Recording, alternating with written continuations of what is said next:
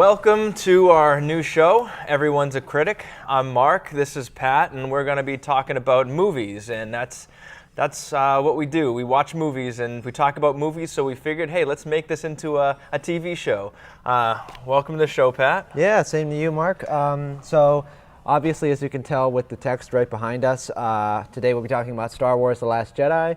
So 10-second synopsis. We're picking up immediately where The Force Awakens left off. Rey is seeking out training and assistance from Luke Skywalker, and the Resistance is in a cat-and-mouse war of rebellion against the First Order. Yeah, that was a perfect 10-second synopsis. Thank you. Got to see it in 3D, which, to me, I'm not a huge fan of 3D in the theater. There's only been a couple movies that I've seen in 3D that I've really liked. This one and The Force Awakens, actually, the other Star Wars movie. 3D is okay. Yeah, what about yeah. Avatar? Avatar, actually, it gave me a headache. Oh, when I left that theater, I had a pretty bad headache. Maybe that was because everybody was blue and you had like a uncanny valley effect. I liked the 3D in this one. Supreme Leader Snoke's face, though, when it was so hideously deformed and so realistic looking with the motion capture they used, seeing that on like however many inches high mammoth screen in 3D was a little overwhelming personally. I was like, oh. Yeah, he's a pretty creepy looking guy, and then when he's like right in your face, it's that much more disturbing. Yeah. But yeah. So what do you think of the movie? What are some of your thoughts? Okay. I really liked the movie a lot. Let's start out with should we just go with the basic story first? Yeah. Okay. Story. This movie is one of the most unpredictable, not only Star Wars movies, but blockbuster Hollywood movies that I've seen in a long time. There are probably at least 6 or 7 times during this movie that it caught me completely off guard. I had absolutely no idea what was going to come next. It felt like it was constantly and deliberately altering whatever your expectations were of the plot that would happen next. I don't know. That's number one thing about this movie is just how tense and unpredictable it is for me. Yeah, there were throughout the story there were twists and turns that you just really couldn't predict coming.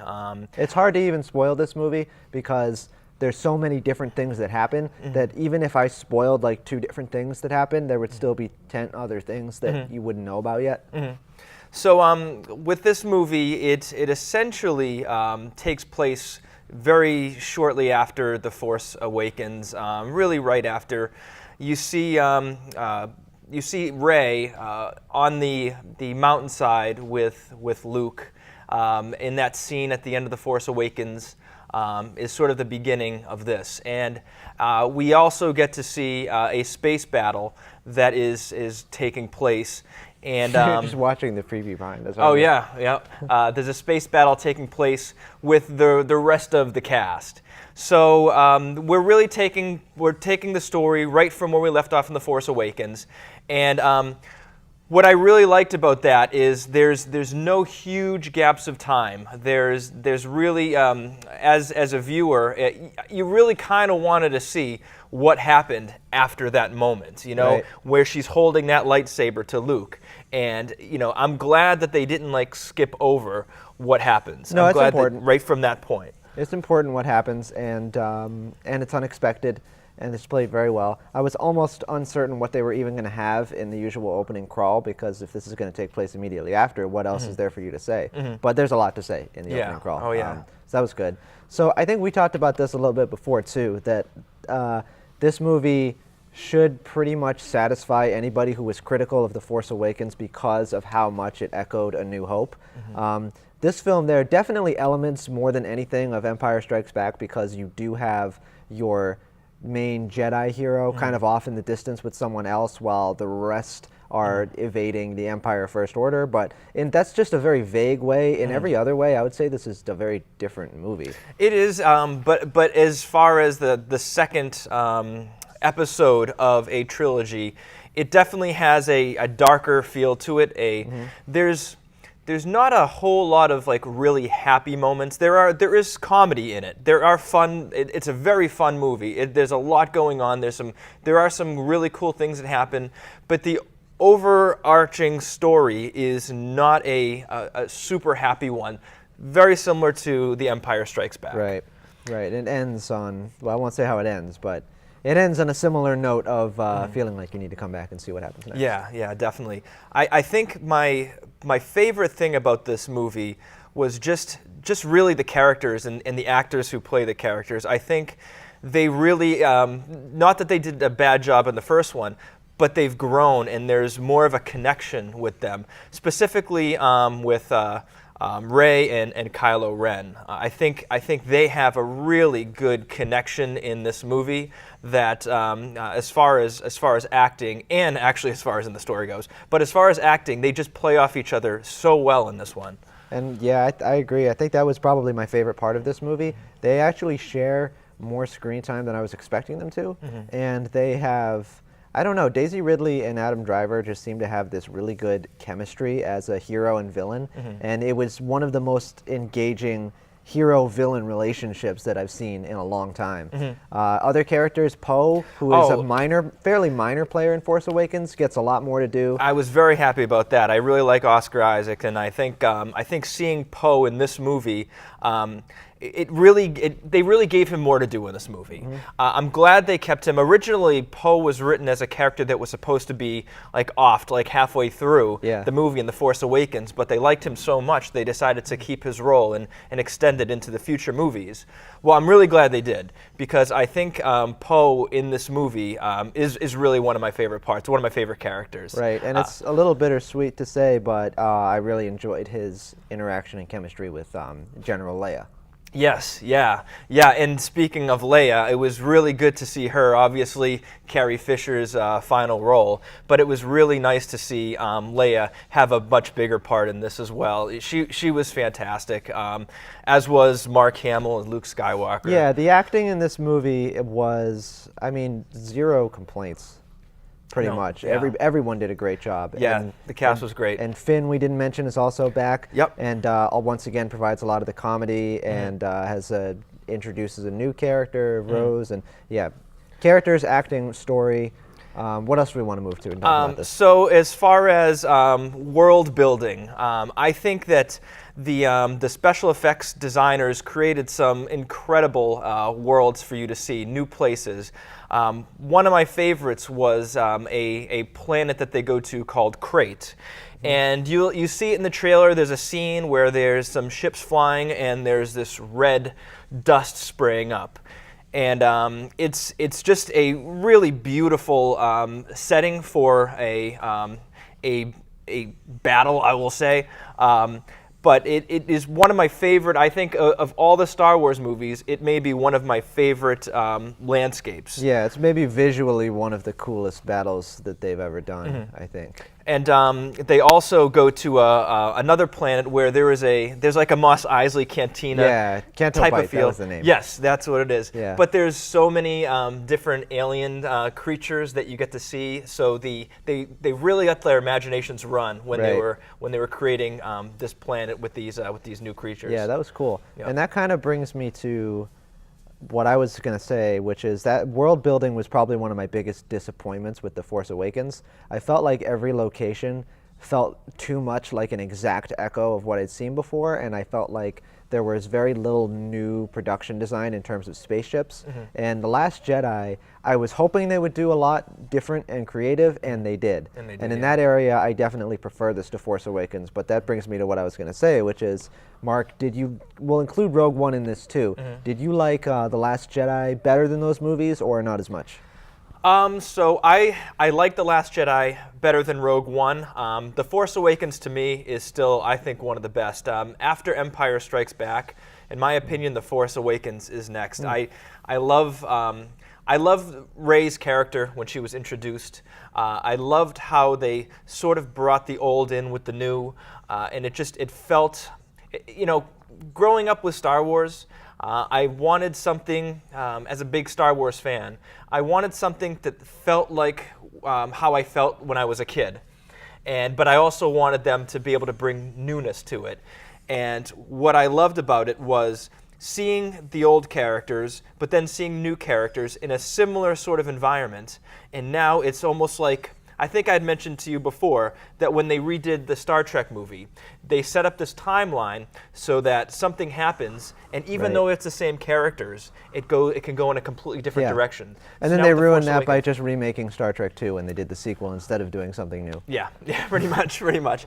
But so The Force Awakens to me is slightly better than The Last Jedi. I would say that The Last Jedi, after the original trilogy, The Force Awakens, The Last Jedi would be just slightly next under those.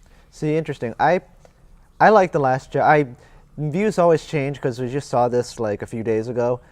So in another year, I might feel a little bit differently, but I like it better than Force Awakens and Rogue One at this point. It's a different movie, like you said. And that's what I like. If you're going to make a new movie, you should make a different movie, and you should show things that haven't been done before. But one thing that wasn't different was the composer.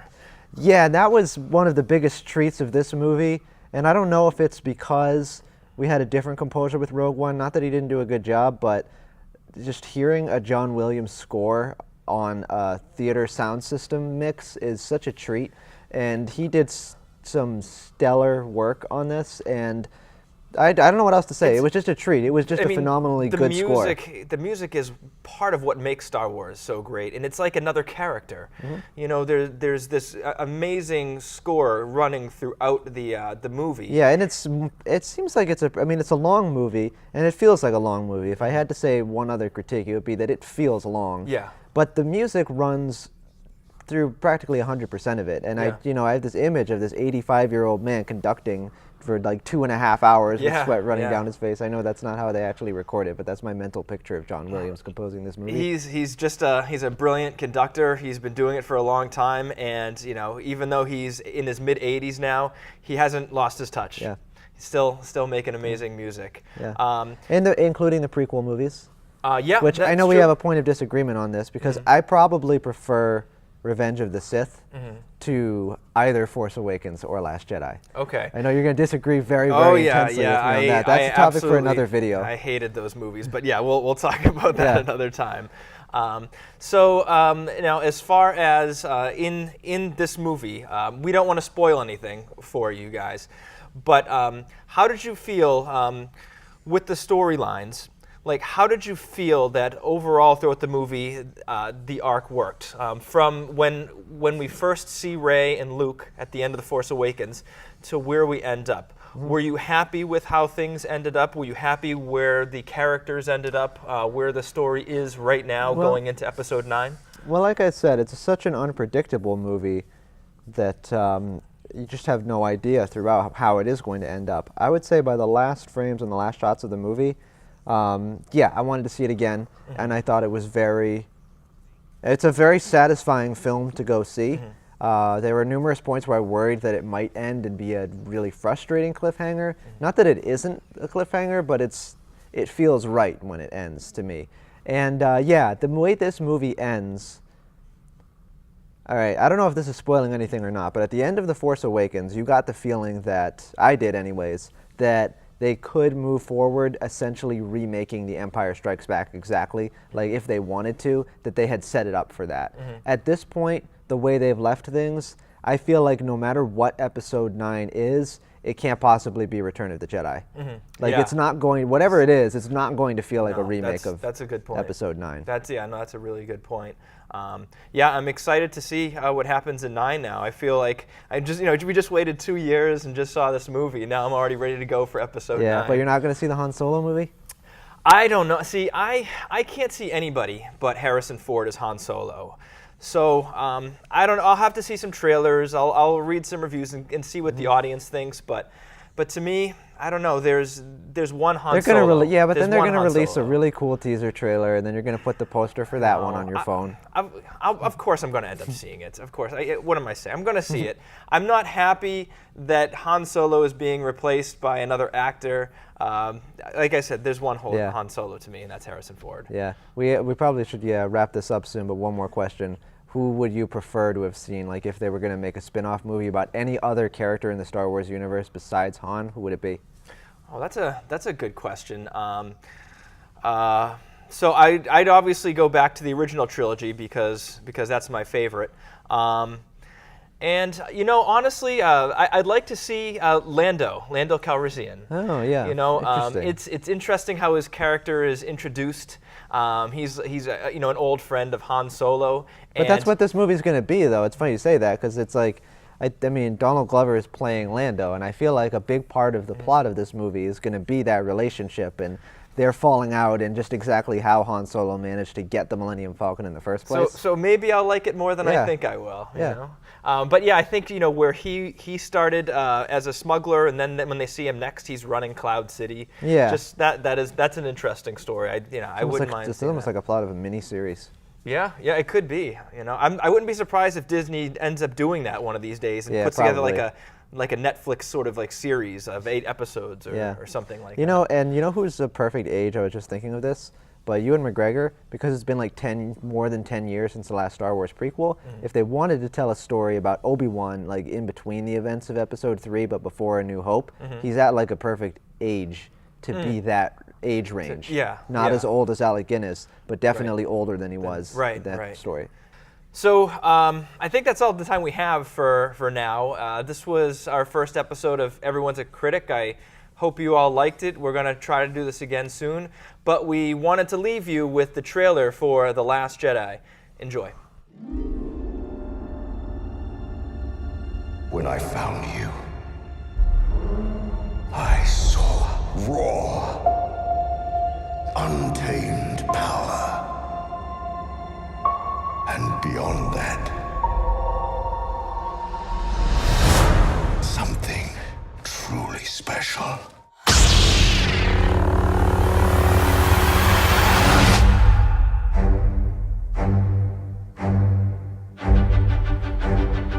Something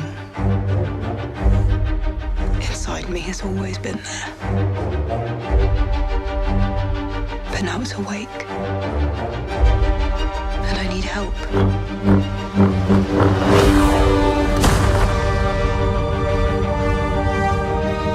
I've seen this raw strength only once before. It didn't scare me enough then. It does now.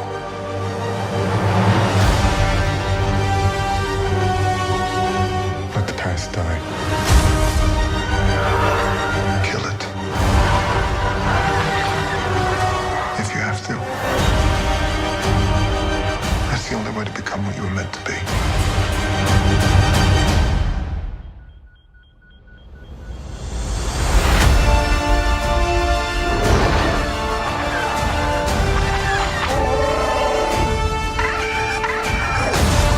We are the spark that'll light the fire that'll burn the First Order down. Come on! This is not going to go the way you think. Fulfill your destiny. I need someone to show me my place in all this.